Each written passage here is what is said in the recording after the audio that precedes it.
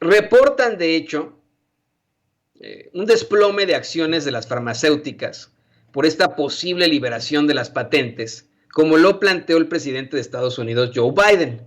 Y es por eso que invitamos a este espacio al coordinador del Laboratorio de Análisis en Comercio, Economía y Negocios de la UNAM, al profesor José Ignacio Martínez, para que nos hable un poco más al respecto de este tema. Profesor, muy buenas tardes. Es un gusto siempre saludarlo en estos espacios.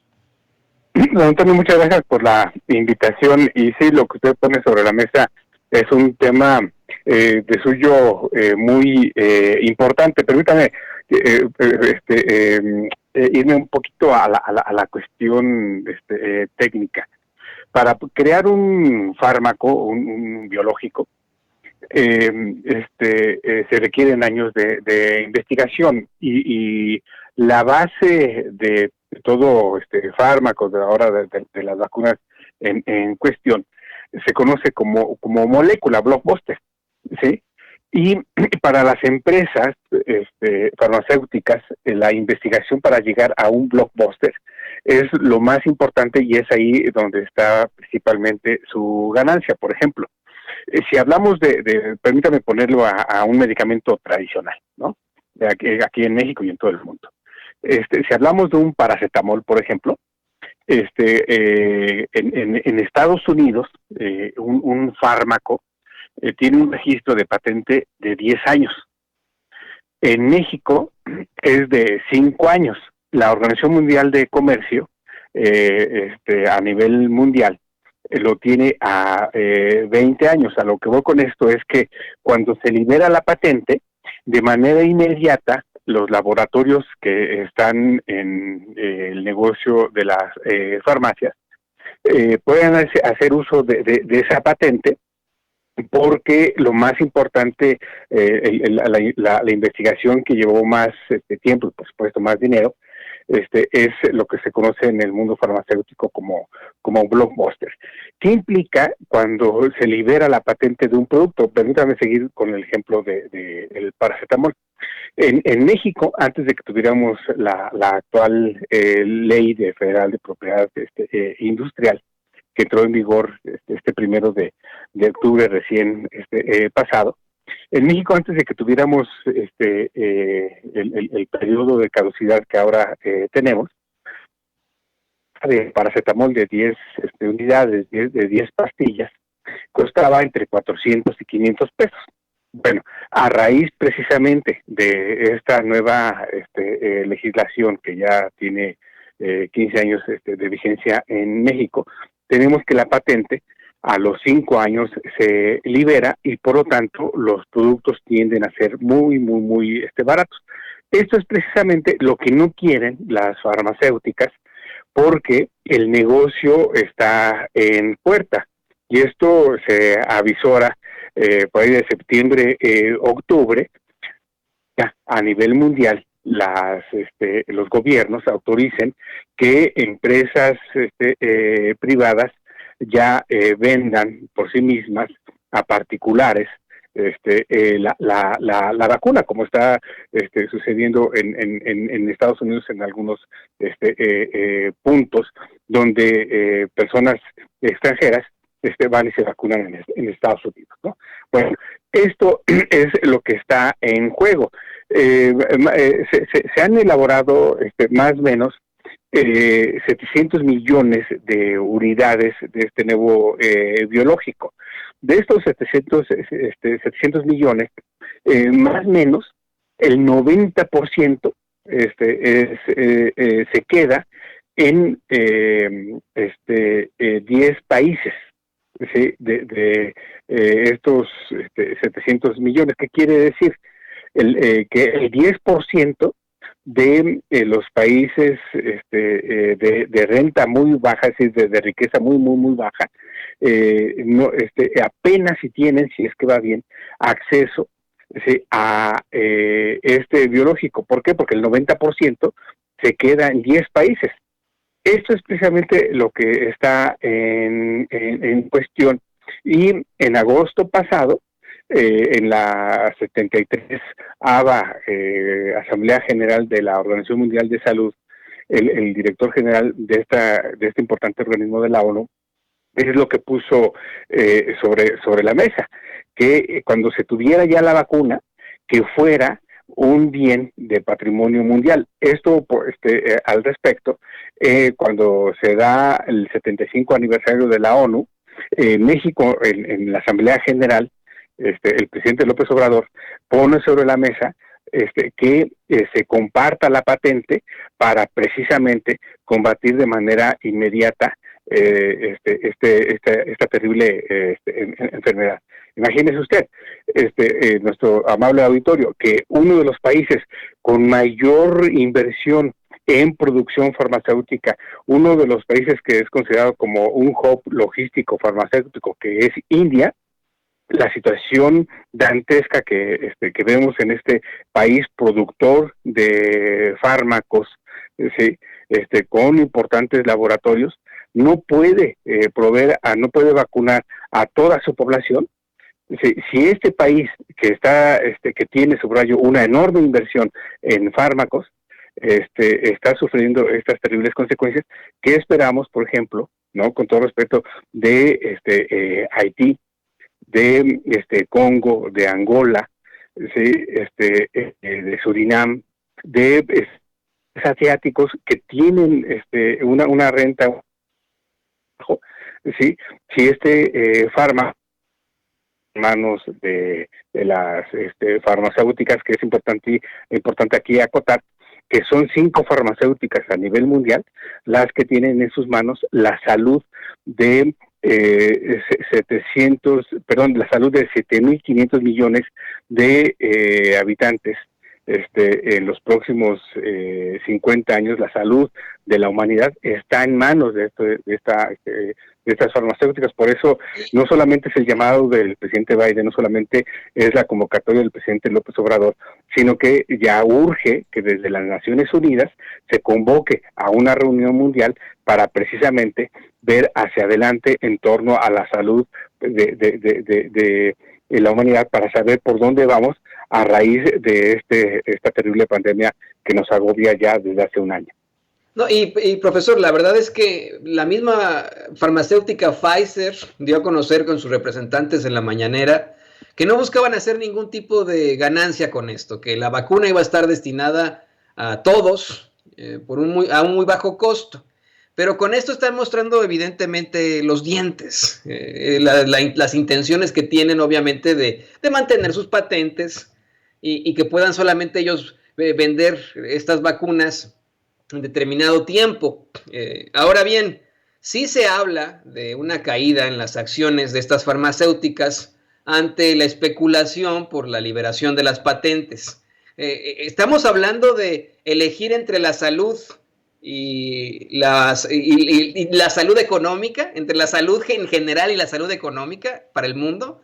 Si de pronto estas farmacéuticas, comparten la torta, por decirlo así, más coloquialmente, y liberan sus patentes, ¿podríamos esperar algún tipo de problemática económica, profesor?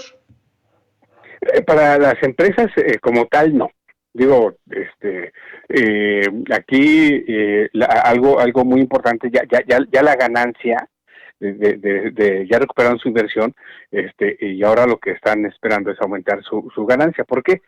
Porque ya las vacunas las vendieron, las colocaron a los gobiernos. México está invirtiendo en general alrededor de 100,000 millones de pesos en la compra de vacunas. Es decir, estos 10 países, México incluido, que han tenido acceso de manera inmediata a las vacunas, ya pagaron por ello. Más o menos se han desembolsado alrededor de 5,000 millones de dólares a nivel mundial por el pago de las vacunas. Aquí es donde precisamente estas empresas que se dicen socialmente responsables, ¿no? Pues deben ser socialmente solidarias no solamente con un país en cuestión, no solamente con Estados Unidos o México, sino con toda la humanidad, de manera particular, subrayo, con países asiáticos, países africanos, países de América Latina, cuyo ingreso no alcanza a cubrir este costo de las vacunas. Si se vendiera en México de manera privada la vacuna, tendría un costo de aproximadamente 700 pesos. Si tomamos en consideración que en el hogar son 4 personas, ¿sí? Entonces estamos hablando de 2,800 pesos. Por 2 dosis, entonces estamos aquí hablando de 5,600 pesos por hogar, ¿sí? Esto es lo que se estaría desembolsando en esta parte de los hogares en México, si fuera el caso. Aquí la pregunta es si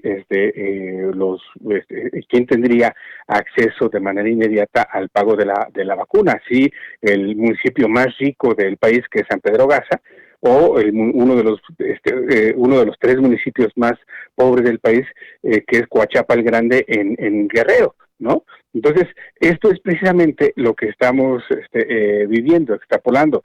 Estados Unidos, ¿no?, con un ingreso per cápita de $25,600, vis-a-vis un país africano con $90, ¿no? Entonces, sí que llamado es muy importante, y me parece que Estados Unidos, por supuesto, de suyo es relevante lo que precisa el presidente Biden.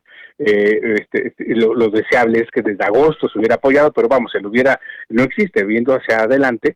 Me parece que esta iniciativa que ahora, la cual se pronuncia el presidente Biden, que en México, subrayo, lo pronunció en septiembre pasado, que también el presidente chino ya lo ha hecho, el presidente Putin también se ha manifestado, y paradójicamente usted ya también lo precisaba, la canciller Merkel pues no acompaña esta iniciativa, precisamente porque uno de los países con mayor presencia a nivel mundial en términos de comercio internacional de fármacos es Alemania. Es allí donde se encuentran pues las empresas más importantes, ¿no?, de los negocios farmacéuticos en el mundo. Y mire, profesor, la verdad es que si esta propuesta la hubiera hecho el presidente López Obrador de quitarle la patente a las farmacéuticas de las vacunas contra el coronavirus, de socialista, chavista, no lo bajarían en estos momentos. Yo le quiero agradecer porque nos ha hecho una explicación muy importante y muy interesante sobre la importancia de cómo es que a futuro verdaderamente necesitamos todas estas vacunas, todos. De hecho, mire, yo quiero cerrar diciendo que se habla del reforzamiento de estas vacunas. Después de que uno obtenga la segunda dosis, dependiendo de la vacuna que le toque, o la primera dosis, se habla de volver a tener que obtener la vacuna en un tiempo determinado. Todavía no se sabe cuándo. Algunos hablan de 1 año, otros hablan de 2 años, y etcétera. Y al retirar esta patente, como bien dice el profesor, en estos momentos, pues muchas familias tendrían que hacer un gasto imposible. No solamente aquí en los Estados Unidos, en México y en países que no son desarrollados, en países que enfrentan serias problemáticas, que se han enfrentado incluso a hambrunas. Le agradezco mucho que haya generado esta conciencia aquí, profesor, y bueno, pues estamos más que pendientes de sus análisis. Coordinador del Laboratorio de Análisis en Comercio, Economía y Negocios de la UNAM, José Ignacio Martínez. No sé si nos puede compartir sus redes sociales para que la gente se ponga en contacto con usted. Con mucho gusto, nomás precisando que en esta asamblea de las Naciones Unidas que se llevó a cabo en septiembre pasado, y sí es muy importante acotar, que el presidente que mucho se le ataca, que no habla de política exterior, el presidente que mucho se dice que no hace viajes internacionales, el presidente que mucho se dice que no habla inglés, es el único presidente, el presidente López Obrador, el que manifestó en la Asamblea General de Naciones Unidas en septiembre pasado, en su 75 aniversario, que se tenía que compartir la patente. Y hoy lo dice el presidente Biden, ¿no? Sí es muy importante aquí destacar que López Obrador fue el único mandatario en esa reunión de Naciones Unidas que lo precisó, y nos pueden encontrar en las redes como LACEN MX, LACEN, Laboratorio de Análisis en Comercio, Economía y Negocios de la UNAM. Muchas gracias por este prestigiado espacio, don Antonio. El coordinador del Laboratorio de Análisis en Comercio, Economía y Negocios de la UNAM, el profesor José Ignacio Martínez, muchísimas gracias a usted, más que a sus órdenes. Y gracias a usted que nos está viendo y que nos está escuchando. Se nos acabó el tiempo, como siempre, se nos fue el tiempo como agua. Por favor, suscríbase a Sin Censura TV, suscríbase a Sin Censura Media, suscríbase a mi canal, a con Toño Ruiz. Denle en el pulgar arriba. Yo le quiero agradecer a nuestras moderadoras y moderador, a todo el equipo, a don David el Grande, a doña Ceci Vega, a, por supuesto, a nuestras queridas compañeras de redes sociales, a Yael Hernández, a Liz Monjardín, a las subidas con Cintia Palma y, por supuesto, a Monse Lira. Nos vamos a ir en estos momentos, pero no se olvide, a las 7 de la noche, mi compañero y amigo Vicente Serrano regresa con la edición nocturna de Sin Censura. A las 5 de la tarde, la retransmisión de este programa en mi canal con Toño Ruiz. Que Dios lo bendiga, que le vaya muy bien.